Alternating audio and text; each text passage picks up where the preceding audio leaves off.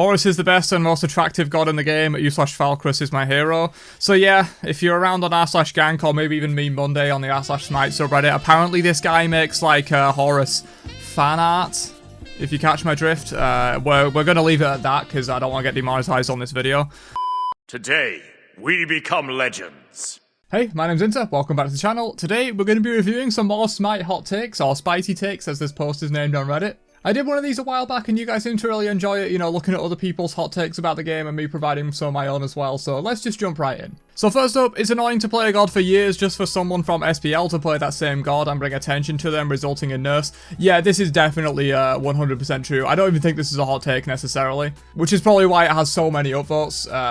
Generally, I think people will just agree with this one. This actually happened to me with Raven Solo. I was playing Raven Solo for a long time with Soul Eater, like pretty much ever since they did like the initial buffs to Soul Eater to give it more ability lifesteal. I've been playing Raven Solo, and now he gets played like everywhere. I'm not sure if it's resulted in any like significant nerfs for him, but I guess Soul Eater's been significantly nerfed. I'll never forget Vulcan having no balance changes for like 2 years, and then Pretty Prime picks him up and boom, nerf. Yeah, Pretty Prime, one of the best Vulcans of all time, if not the best for sure. Gods who can dump their entire kit without being interrupted by being too fast or CCing the enemy throughout their whole kit are by far the most OP gods once you know how to play them. Yeah, not necessarily always true, but I think as a general rule, this is pretty accurate. You know, gods like Susanoo that can just like dump everything on you in like a combo, or gods that can CC chain you into it like Thor. You know, as we're seeing a lot right now, Thor very strong at the moment. Which, you know, I guess is why the main 3 relics, Beads, Blink, and Aegis, main 3 squishy relics, obviously, tanks don't necessarily always build Beads, Blink, Aegis, but the main squishy relics are always Beads, Blink, Aegis, because Blink allows you to blink in and instantly burst someone with your uninterruptible, like, CC chains and, like, ridiculously fast damage. Beads allows you to not get CC chained and avoid that damage, and Aegis allows you to not get bursted by fast abilities and not take damage. So, like, all 3 of those relics kind of feed into this kind of comment here. And yeah, that's generally, like, kind of what the squishy game is built around, especially with burst damage dealers. You know, hunters and sustained DPS assassins are a little bit less like this, but a lot of the most popular, like, mages, you know, Scylla, you just hit your 1 and your 2 confirms off of it. Thor, you hit your 2 and your 1 confirms off of it. Susanoo and, like, Zeus, you just do way too much damage way too fast. It's unavoidable. And yeah, that's why you need these kind of relics in the game. Like, everyone complains about Aegis, but if you removed Aegis from the game, it would be worse. Trust me. Like, you would have this kind of thing just being even more impressive. Horus is the best and most attractive god in the game. U/Falcrus is my hero. So yeah, if you're around on r/gank or maybe even Meme Monday on the r/Smite subreddit, apparently this guy makes like Horus fan art. If you catch my drift, we're gonna leave it at that because I don't want to get demonetized on this video. No one in the entire Smite Pro community knows how to pronounce Aegis. Is it pronounced Aegis? I believe it's actually pronounced Aegis. That used to be how I say it. I also used to say Geb as Jeb, which I think is actually the way you properly pronounce it, but I just end up like switching to the pronunciation that everyone uses just because why not? I'm a sheep, right? Yeah, the amount of comments I got on my early videos when I was pronouncing Geb as Jeb, saying that I was pronouncing it wrong and that I should say Geb, I just kind of switched to pronouncing it that way, and I guess it's the same with Aegis. I'm pretty sure it is actually pronounced Aegis.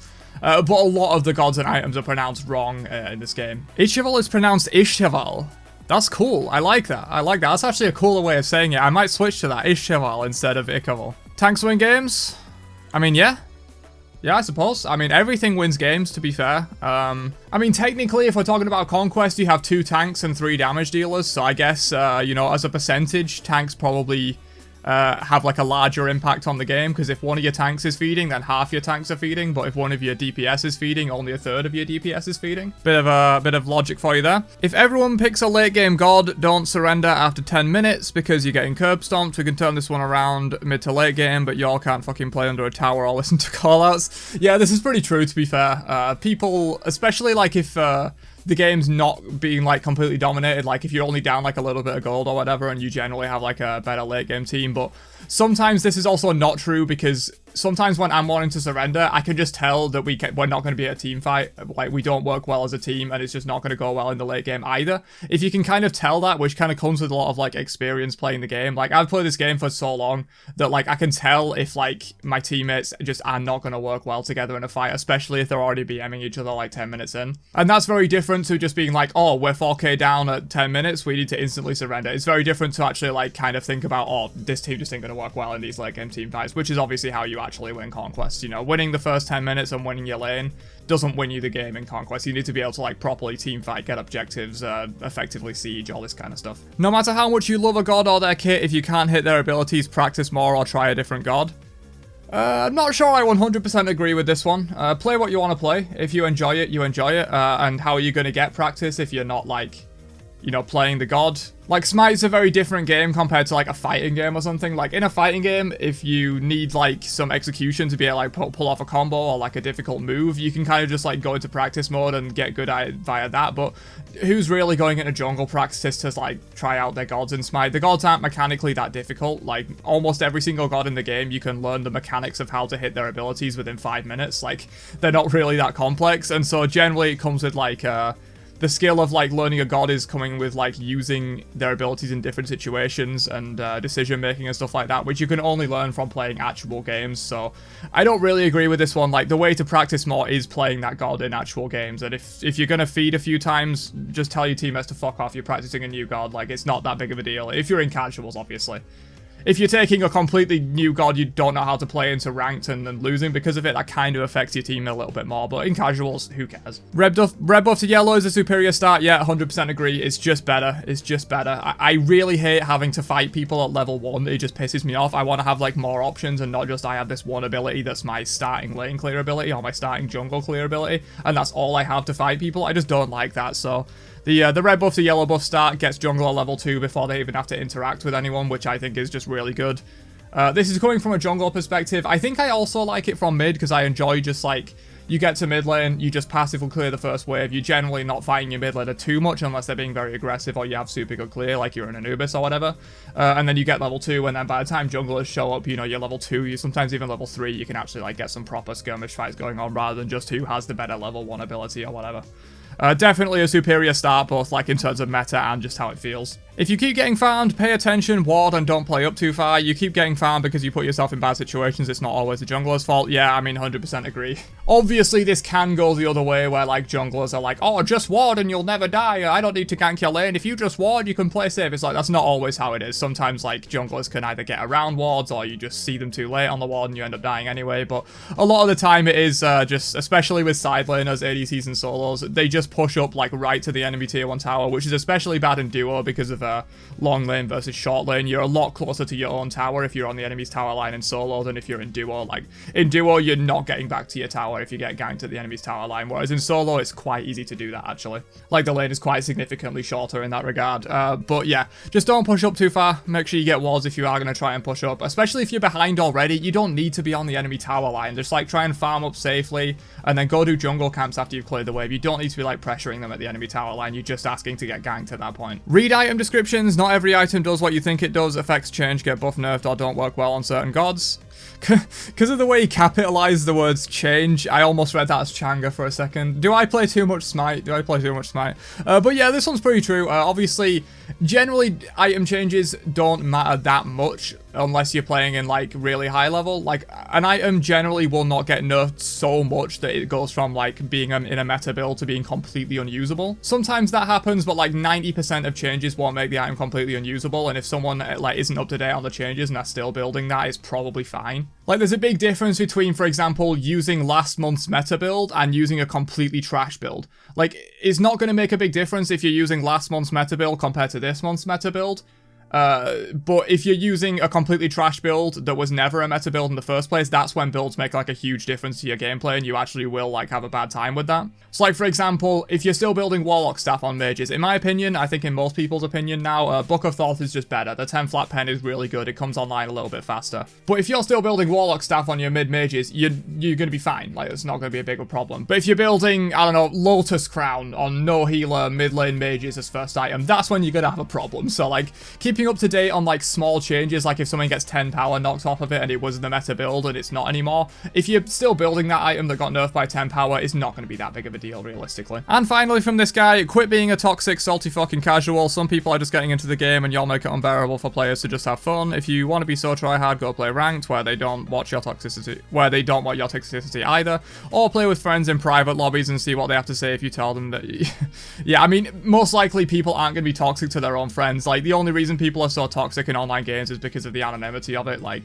people either don't realize or hide behind the fact that they're talking to a real person. Like, they don't realize that, and they become way more toxic. If you're like on a voice call with your friends, most people aren't toxic to their friends unless you're like DM Brandon or something. Some of the new gods aren't as OP as some people think they are. So this is true and not true. Like, a lot of the new gods are very OP in comparison to like the gods that are in the game at the time. Like, generally a god released in like the last few months, if they haven't been nerfed yet, of course. Sometimes they get like immediately nerfed if they're very oppressive, but often like a god that's released overpowered is going to be significantly better than a lot of the other gods in the game. But on the flip side of this, the god releases are getting less OP over time, like less far ahead of everyone else. Obviously, with power creep, the new gods that are releasing today probably are like just about as strong as the gods that were releasing back in like beta and season 1, but in terms of comparative strength to the rest of the roster, they're definitely not as like ridiculously overpowered as they were back in the day with like Beta Guan Yu, release Sol, release Bellona, release Rat, release Nem, all these gods that were like absolutely just far above the competition where they released back in the day. They're not quite as bad now, for sure. Smite needs a lore event in game. I mean, we kind of do have lore events. Like, a lot of the Odyssey and stuff come with lore and things like that, but yeah, some like proper full-on lore event that gives like really good explanations, maybe has like an animated series along with it. I mean, I don't know if I trust Hi-Rez to make an animated series, but I did enjoy Arcane, and I don't play League of Legends, but I think that's just because Riot make good stuff. Like, as much as you can hate on League of Legends if you're a Smite player, Riot make good games and good content. Like, that's just a fact.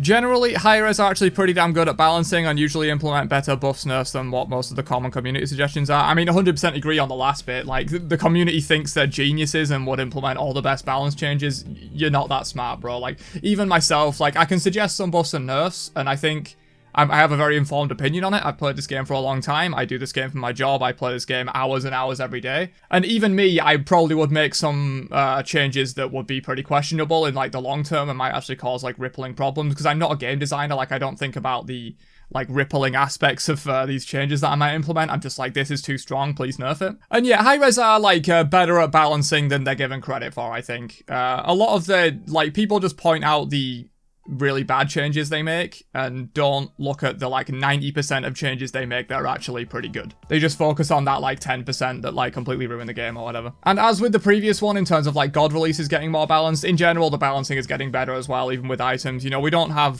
stuff like Golden Bow and Hasten Fatalis running rampant anymore. They should bring back Capture the Flag and 3-way Battle Royale on Saturdays. They were the most fun adventures. So I disagree with them being the most fun. I personally liked the like RPG ones, Trials of King Hercules and Shadows over Hercopolis. I think those were the most fun adventures, and they are kind of bringing that back by the sounds of it, because they're releasing a new adventure pretty soon. I'm not sure if it's this season or start of next season, but they're going to be releasing like a new kind of PvE adventure with bosses, it sounds like, so that should be pretty cool. Hopefully like a revamp of those kind of adventures. But of course I'd be down to see some Capture the Flag, and especially the 3-way like the 3-team one. That was really cool. I did kind of like that one a lot. Medusa's Deathmatch, I think it was called.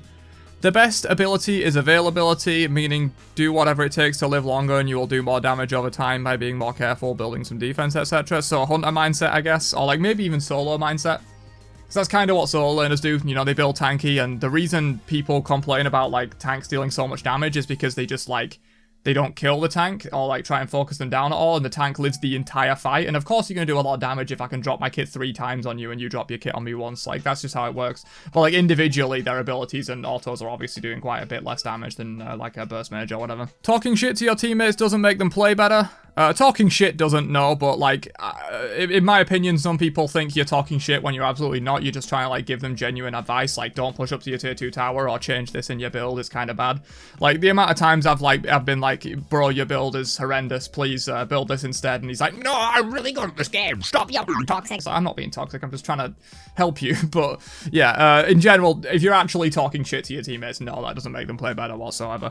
Stop pouncing in the fountain and get your ass back in the fight. I mean, 100% agree. Not exactly a spicy take, really.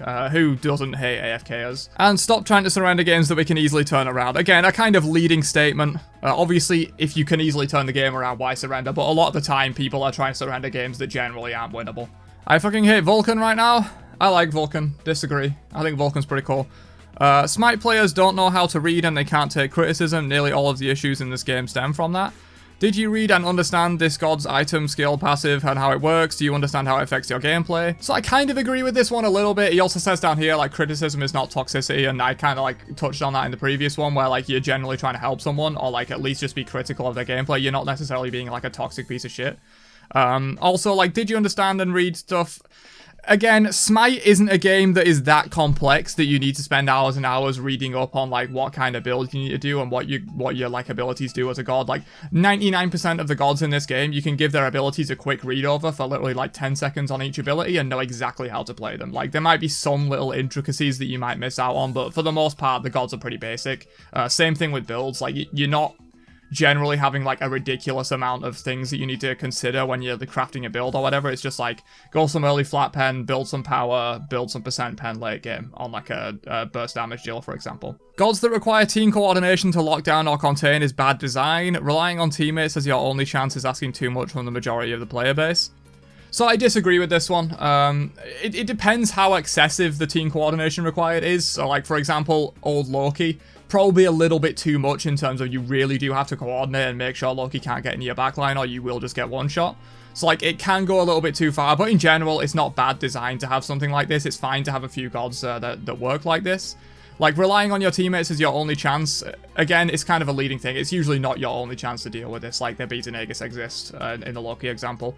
It's not asking too much from the player base to just, like, it's a team game. It's not asking too much for you to play as a team and, like, win that way. Smite needs to pull an Overwatch 2 and re-release the game. The code is so bad the community as a whole expects everything to break every patch and the game to be unplayable for a period of time. So I don't agree with the first bit in terms of, like, they should pull an Overwatch 2 and re-release the game. If they do Smite 2, I'll be very unhappy. They don't need to re-release the game and do some ridiculous marketing ploy like it's a second version of the game. It's not. It's a major update.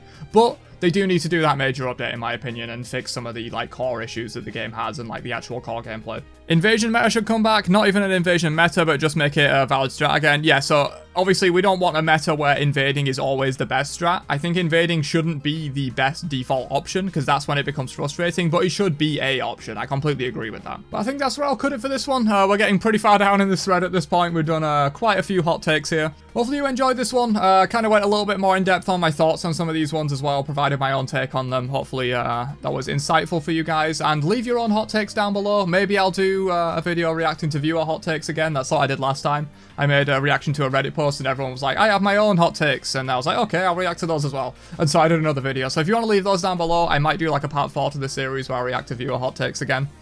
Should be pretty fun, and I will catch you guys in another one later on. Have a great day, and peace out, you nerds.